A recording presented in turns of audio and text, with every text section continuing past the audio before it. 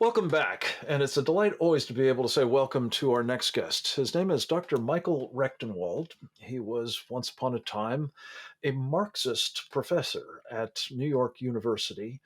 He was mugged by reality, in a manner of speaking, and has become one of the most, I think, authoritative opponents of the ideology he formerly espoused, and one of the most, I believe, impactful practitioners of that philosophy to come forward and warn the rest of us against it. He has done so, among other places, recently on the pages of a splendid publication by Hillsdale College called Imprimus, and also at a summit that we're going to be talking about a bit more with our next guest, Dean Michelle Bachman, that took place recently at Regent University. We're delighted to have him with us.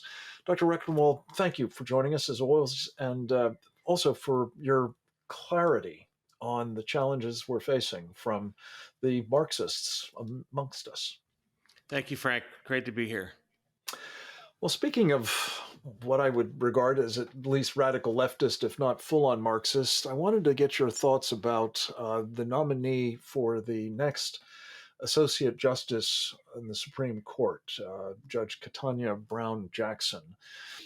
You've seen the type before, a distinguished academic turned attorney turned judge who has, along the trail, I think, evinced a quality in her both public defending and legal work that has made her the darling of Black Lives Matter, among others.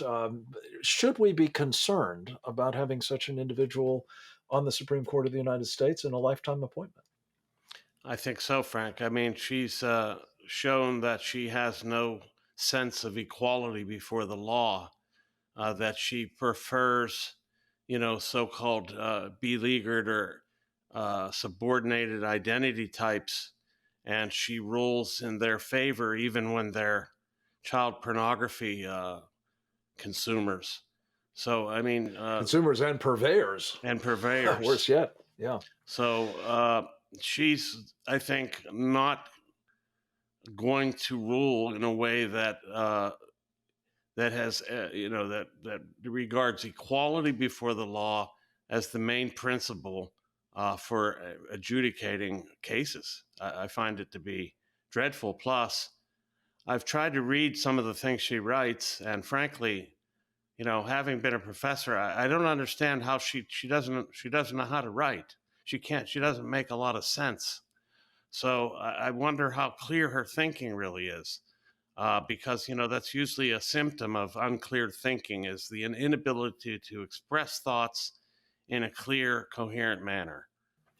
Well, another possible theory, and I think this would fit the profile, if you will, is that it's an effort to disguise some of her thinking. Yes. And it's not until you get to the place where nobody can remove you and you can have really limitless power in a way that you might sort of part the veil and be very clear about what your philosophy is. But just on this identity politics point for a moment, she says she can't define a woman. Right. She seems to be, as you say, lenient in the extreme with respect to these, consumers and purveyors of child rape and torture, even of babies. It's been unbelievable, I think, for all of us who've watched this play out. Also an admirer of critical race theory and the Black Lives Matter movement. So given all of that, what kind of role would you expect her to play on the Supreme Court, an institution that is rooted very much, it seems, in sort of the idea of collegiality and trying to find common ground among the justices?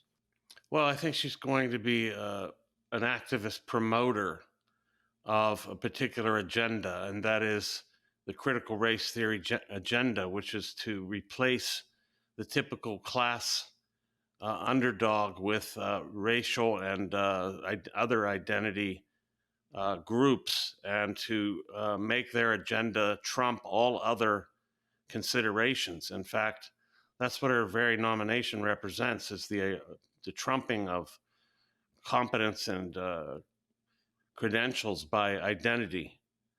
So we have identity promotions here, and she's going to be a promoter of identities, just as she has been the recipient of promotion on the basis of identity. Yeah. A radicalizing force, in short, and one that Indeed. would be very worrying, I think, in terms of the position of the court. Let me turn to the issue that you addressed in your essay in Imprimis and also at Michelle Bachmann's recent Regent University Summit, namely the Great Reset. Right. This is a term that's bandied about a lot. Without getting into the history of it, Yeah. what does it really represent as you see it, with your insight into sort of the ambitions of not just, well, I guess, woke global capitalists these days, but their fellow travelers, if I can use that expression, among others in the Chinese Communist Party? Yes, what it represents, in the clearest, most simple terms, is the total politicization of the economy. And that is no longer allowing a free market to operate, and as such, instead, dictating the terms of production and consumption on the basis of political considerations like climate change, like identity politics and social justice issues, and like what they call governance, which is basically how well does a corporation cooperate with the dictates of the state. So it's really a socialization process. It's a socialization of the economy. That's the economic part, at least. Right, and I'm glad you had that caveat, because that's clearly only part of the overall purpose, is it not? Yeah. And again, doesn't this really um, call to mind some of your past, experiences with the political agenda of Yeah. this, if I could use it, a left and globalist Yes, one of the things it cabal? does, it serves to basically cancel. It's cancel culture taken to the corporate level.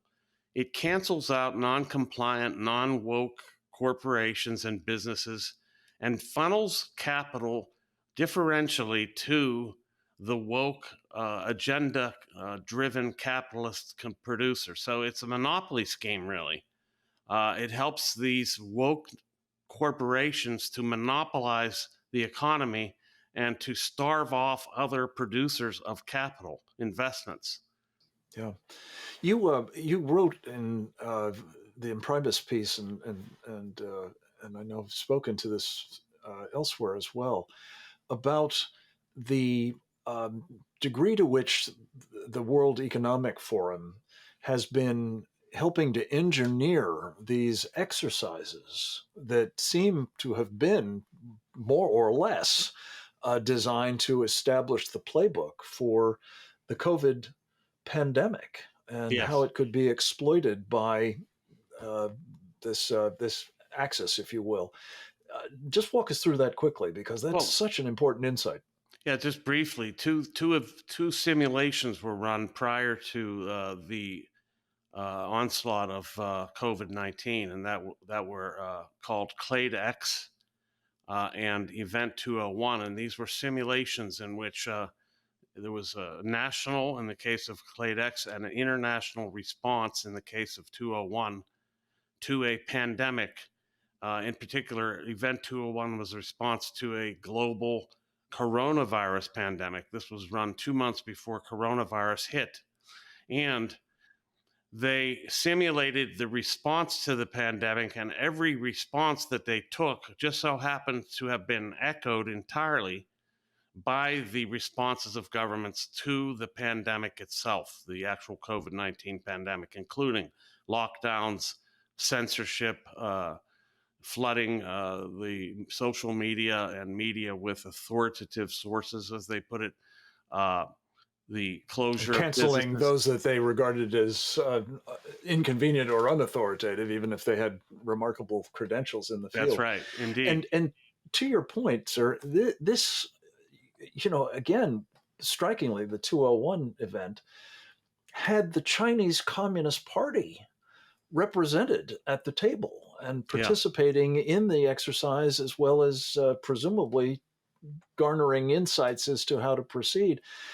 To the extent that what came out of all of this is kind of what's become called the China model Mm-hmm. that we've all been induced to follow, Yes. it really does seem strikingly, coincidental, to Yes. say the least, It's a that coincidental. this plan has been mapped out in this fashion. Do you think it's a coincidence?